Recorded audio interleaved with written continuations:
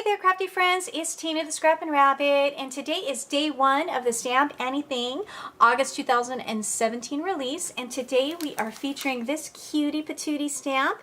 This is Zack Technology. As you can see, it's a cute little guy here, and he's holding a computer, and you get all these really fun different terms for texting. And so you get the LOL with the little heart, BTW, by the way, great, I don't know, let me know, shaking my head, oh my god. So I think I said those right. I'm pretty good at texting, but my kids definitely know more than I do. But so anyways, I wanted to go ahead and share with you what I made. So I created this card right here, and I really had a lot of fun coloring him up. And it's harder to do masculine cards. I do struggle with those. And so using these little boy stamps, it gives me the opportunity to really work on my masculine card skills. So I hope I did the trick. I picked some colors that I thought were definitely more boy oriented, even though I do love the turquoise and the orange combination. And so I'm going to go ahead and go through how I put this together. And so I think it's a partial process video. I don't know if I was able to record every part of it, but let me go ahead and share that with you. And so let's get started. So I stamped and embossed the image, and now I'm going to go ahead and use my Copics to color the face. And I'm going to really try to show the colors that I'm using so that you guys can see. Typically for the face, I will go light across the entire face and then do medium, blend it out, and then I'll go back in with the darker and then blend it out again. It just depends on exactly which colors that I'm using. I'm going for a lighter skin tone with a little bit of shadow. I do like to use the E11. And that's a good one, and the E13 when I'm doing a brunette. For me, that seems to work really well. And so I will go out, and anytime that I think that the lines are a little bit too harsh, I come back in with a shade lighter to blend it out. And I'm sorry that my head is getting in there again. And I am coloring at night, and so it is a little bit harder for me to see. That's been about the only time that I've been able to craft lately, is later at night. And so now I'm going ahead and I'm doing the arms and the hands and getting all of the rest of the skin tone colors done before I move on to my next color set. And there he is, all colored up, and then again I fuss with it just to blend his cheeks out a little bit more until I'm done. Moving on to the hair, I choose some E colors again, and then I like to do the E50 as kind of my marker for the highlights, and I'll use that one as well when I'm doing the blonde hair. That really helps me to keep that area open and leave in a little bit of that white space so that I can get more of that reflection in there. And it's so funny when I've been so scared to color hair, but I've really been looking at people's hair lately, and then I kind of see how you get that kind of reflective light across different areas. And so I've been using that with my coloring to try to mimic that, and I find that that's been helping me a lot. But I will go with the lighter color first, then I'll do the medium, and then I'll blend it back out with the lighter, and then I go in with my darkest color and then blend that out with the medium, and then again with the light. And so I find that if you take your time and just work with it and do many layers, I feel like I get the best results with that.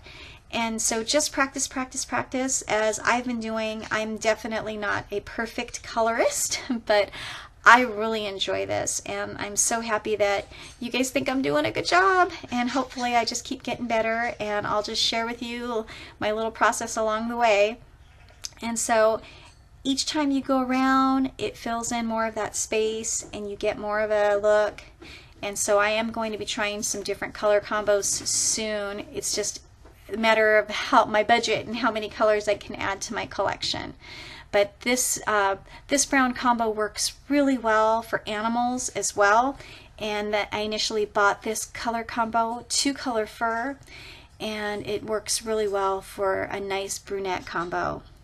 So I will go over with the E50 at the very end just to blend out any lines that I think might be a little bit too harsh. And then I keep adding until I feel like I'm happy with it. So I like to use this combo R05 and R12 for the little tongue on these guys. I think that it's not too dark of a red and it's not too pink, and it works well. So I choose these colors for his shirt, and I'm going for this blue. It's one of my Copic shell markers. I own a few of those that I got in a set. If you can pick those up, they are definitely cheaper than the sketch markers.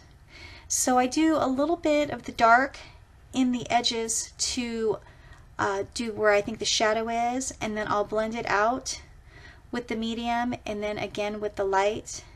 And I just kind of go over and over until I'm happy with the color. I found that the shirt wasn't as dark as I wanted, so I kind of started all over to add that next layer of coloring. And I think that it turned out really well. It was the look that I was definitely going for.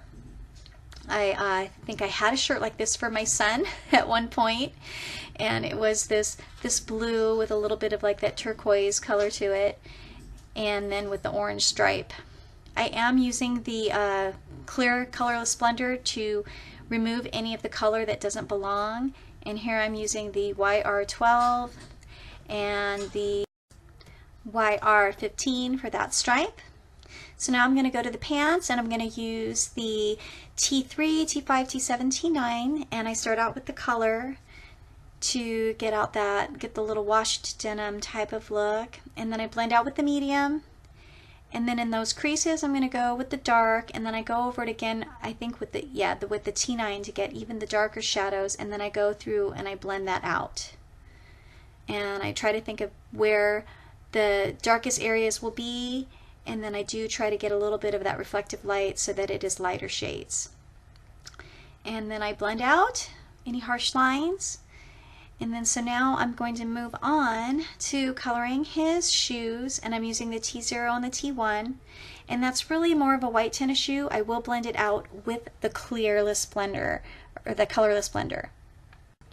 For the computer, I'm going to go for the cool grays, and I will start again the light. I really find like the blending works nicely when you go over with the lightest color, and you don't even have to do a solid coloring. You just kind of go over wet the paper a little bit, and then when you go in with your medium color, it really blends nicely with the Copics. I really just think that that works out best for most of the things that I color, but there are a few exceptions where I will go dark to light. And so now I'm just going to go over and over and blend it till I feel like I have a look that I like. And I'm thinking that I'm going to do the keys a darker shade as well, darker than the actual keyboard. And so once I get that done, I'm going to be ready to fussy cut. And I could have used my scan and cut, but sometimes when I'm just doing that single image, I will just grab my scissors and go for it, because I think I can get it done in the same amount of time as setting up my machine to get that one cut. But I do love my scan and cut. I just don't mind fussy cutting when it's a single image. And I am thankful that I don't have to do multiple images of fussy cutting anymore. These are my layers. So my card base is an A2, and I'm using that Michaels 110 cardstock. I used this printed paper from my Cricut. I'm using the Imagine cartridge, and it's doodle papers or paper doodles. I can't remember, I'm sorry, but I did print out that little notebook sheet using my Cricut and my printer, and I'm layering my card with my ATG gun, lining everything up the best that I can, trying to figure out what my design's going to be. I did stamp and emboss on this banner to my favorite nerd, and then I also stamped and embossed the little bubble that comes with the set, including the little heart. And I'm going to add some brads, and so I use this little really easy tool where you just poke a hole, and then it's got that little edge that rolls your brad down. And I find that brads kind of add to the masculine touch, so at least that's what I'm going for. Once I figure out where everything is going to go, I'm using this double-sided foam tape, and I'm going to stick it to the back of the banner as well as my image. And I do like to get solid coverage as much as possible so that my image won't bend when it's on there. And then once I get all of my double-sided foam tape, I'll go ahead and tape down that last layer with my ATG gun and peel off the backings of the tape, and stick it on there. And then it is good to go. So there is my final card. I thank you all so much for watching. I really do appreciate your thumbs up and your comments. I hope you have a wonderful day. Happy crafting, everybody. Bye-bye.